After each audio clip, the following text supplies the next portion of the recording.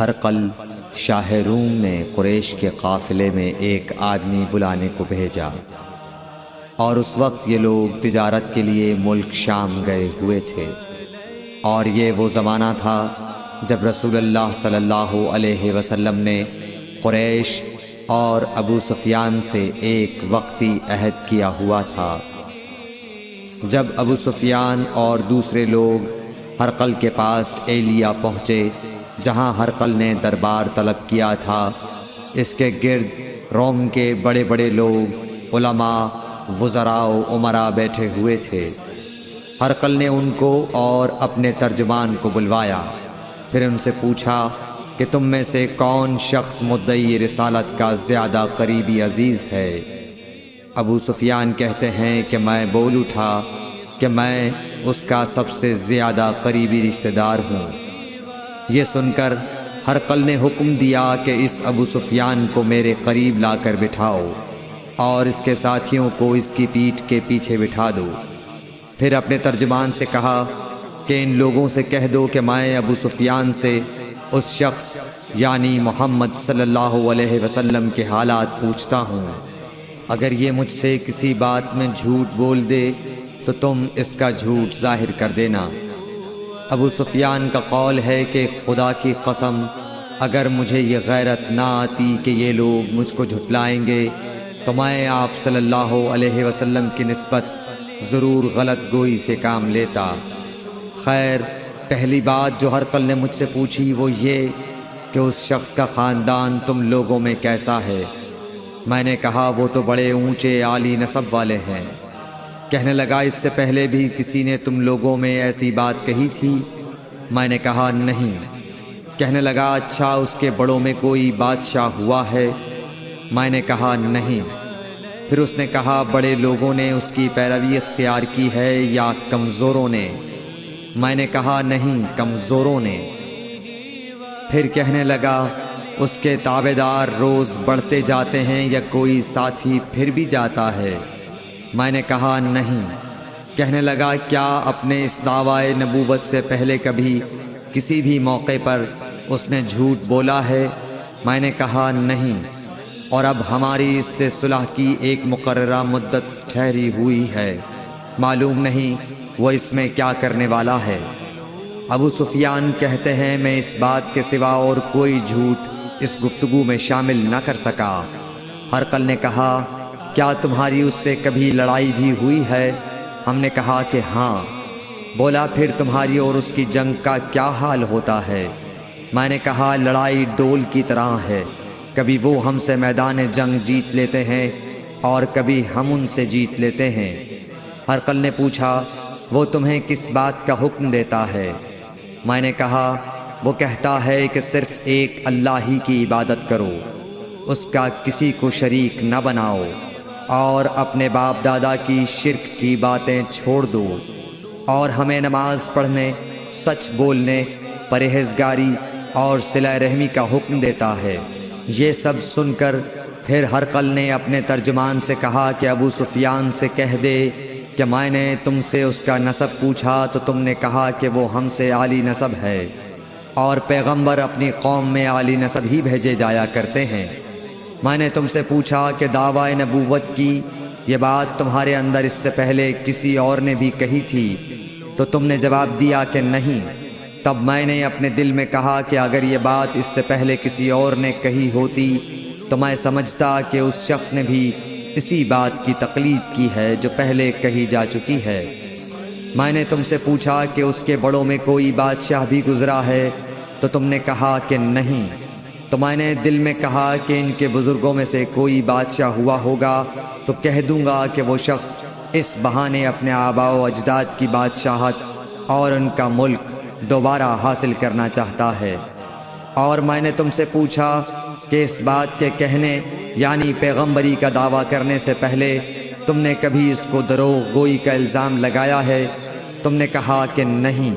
تو میں نے سمجھ لیا کہ جو شخص آدمیوں کے ساتھ دروغ گوئی سے بچے وہ اللہ کے بارے میں کیسے جھوٹی بات کہہ سکتا ہے۔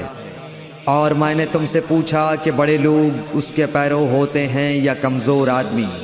تم نے کہا کمزوروں نے اس کی اتباع کی ہے۔ تو دراصل یہی لوگ پیغمبروں کے متبعین ہوتے ہیں۔ اور میں نے تم سے پوچھا کہ اس کے ساتھی بڑھ رہے ہیں یا کم ہو رہے ہیں؟ تم نے کہا کہ وہ بڑھ رہے ہیں، اور ایمان کی کیفیت یہی ہوتی ہے حتیٰ کہ وہ کامل ہو جاتا ہے۔ اور میں نے تم سے پوچھا کہ آیا کوئی شخص اس کے دین سے ناخوش ہو کر مرتد بھی ہو جاتا ہے؟ تم نے کہا نہیں۔ تو ایمان کی خاصیت بھی یہی ہے، جن کے دلوں میں اس کی مسرت رچ بس جائے وہ اس سے لوٹا نہیں کرتے۔ اور میں نے تم سے پوچھا کہ آیا وہ کبھی عہد شکنی کرتے ہیں؟ تم نے کہا نہیں۔ پیغمبروں کا یہی حال ہوتا ہے، وہ عہد کی خلاف ورزی نہیں کرتے۔ اور میں نے تم سے کہا کہ وہ تم سے کس چیز کے لیے کہتے ہیں؟ تم نے کہا کہ وہ ہمیں حکم دیتے ہیں کہ اللہ کی عبادت کرو، اس کے ساتھ کسی کو شریک نہ ٹھہراؤ، اور تمہیں بتوں کی پرستش سے روکتے ہیں، سچ بولنے اور پرہیزگاری کا حکم دیتے ہیں۔ لہٰذا اگر یہ باتیں جو تم کہہ رہے ہو سچ ہیں تو ان قریب وہ اس جگہ کا مالک ہو جائے گا کہ جہاں میرے یہ دونوں پاؤں ہیں۔ مجھے معلوم تھا کہ وہ پیغمبر آنے والا ہے، مگر مجھے یہ معلوم نہیں تھا کہ وہ تمہارے اندر ہوگا۔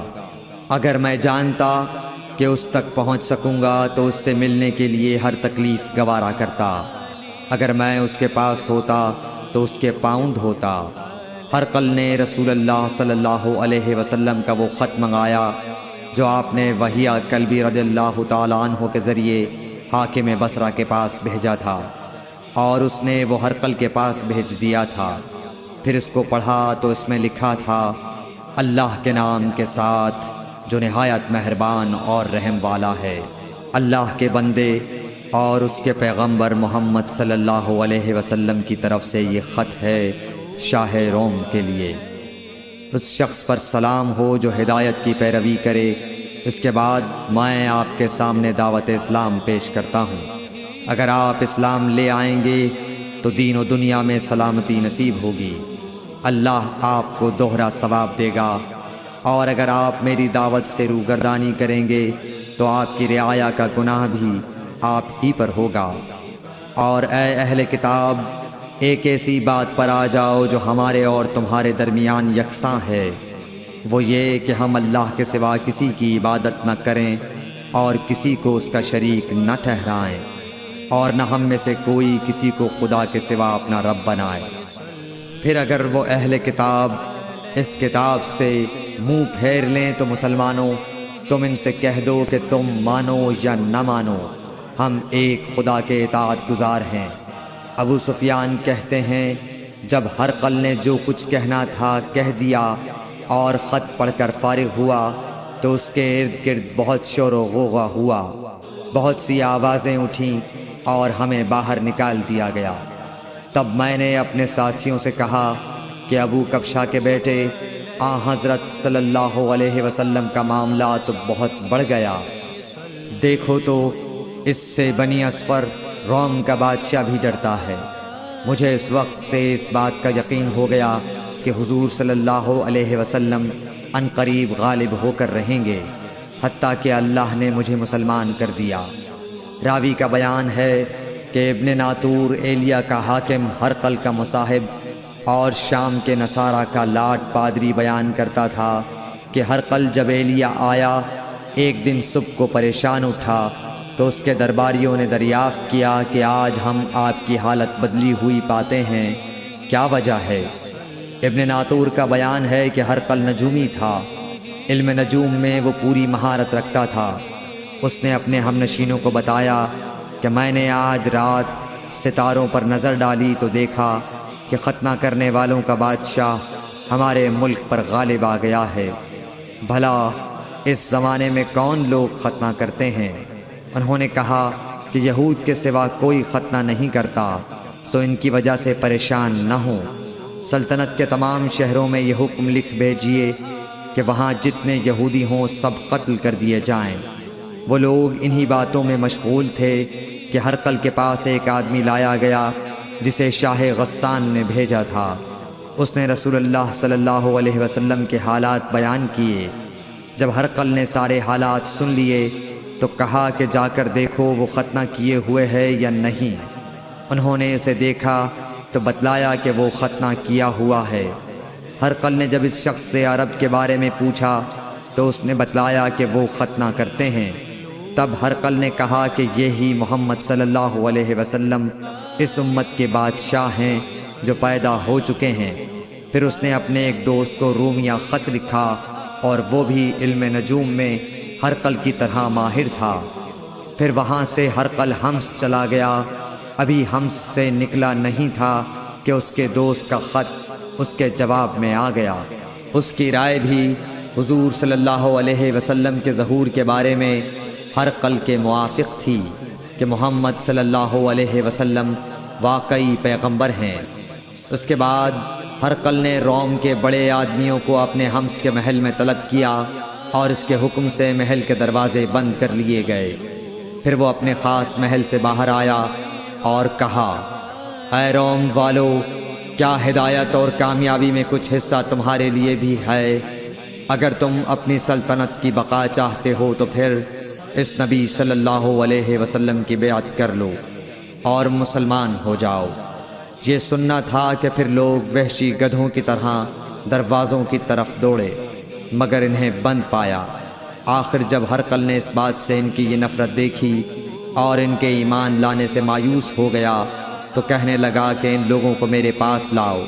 جب وہ دوبارہ آئے تو اس نے کہا، میں نے جو بات کہی تھی اس سے تمہاری دینی پختگی کی آزمائش مقصود تھی، سو وہ میں نے دیکھ لی۔ تب یہ بات سن کر وہ سب کے سب اس کے سامنے سجدے میں گر پڑے اور اس سے خوش ہو گئے۔ بالآخر ہرقل کی آخری حالت یہی رہی۔